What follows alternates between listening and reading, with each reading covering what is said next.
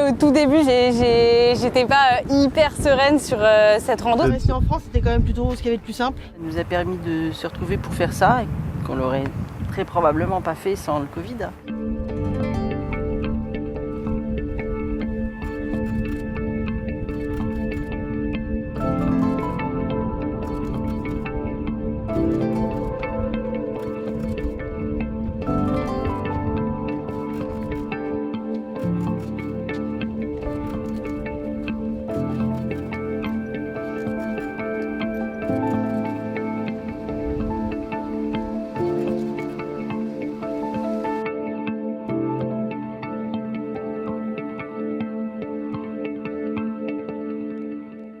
Après 2 ans de presque de confinement, de reconfinement, d'être beaucoup limité dans ses activités et ses activités à l'extérieur, c'était bien d'être au grand air, de se vider la tête, de plus trop penser à ce qu'on va faire demain, ce qu'on a fait hier, juste en fait marcher. La seule chose dont on dépense, c'est nos jambes et c'est plutôt cool d'avoir juste ce moteur-là.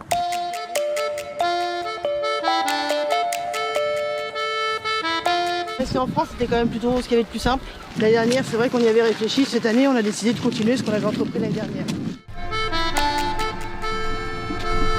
Là, c'est quand même aussi un retour à l'essentiel, quoi. Enfin, on se rend compte que finalement, il faut peu de choses pour être bien. On est parti du coup pour 13 jours de périple avec une journée de repos et des étapes qui font entre 18 et 32 km pour un total d'environ 310-320 km. Au tout début, j'étais pas hyper sereine sur cette rando. C'est ma première en itinérance. Donc 10 jours en Bretagne. Moi, j'avais très peur des conditions météo. Je me suis dit, il va pleuvoir pendant 10 jours, on va être trempé tout le temps, voilà. Mais bon, en fait, c'est comme tout, quoi. Il faut se mettre en route et au bout d'un moment, ça se fait bien. Là, on n'est pas en bivouac, on est en hébergement, donc c'est aussi un confort quand même pas négligeable. Une rando, pourquoi pas, mais je voyais pas forcément ça comme des vacances. Et en fait, si.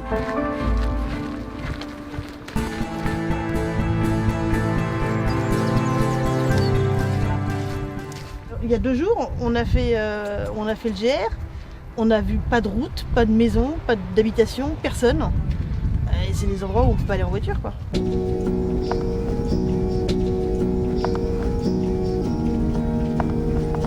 C'est vrai que s'évader, c'était plus loin.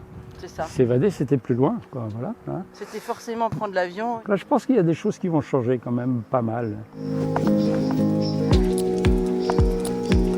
Pour cette année, je serais probablement partie à l'étranger, sûrement en Europe. Quelle que soit la destination, quand elle est urbaine, en fait, on est toujours dans le côté un peu anxiogène, de devoir porter un masque. Vu qu'on vit ça au quotidien à Paris, c'est pas quelque chose qu'on voulait retrouver en vacances, quoi.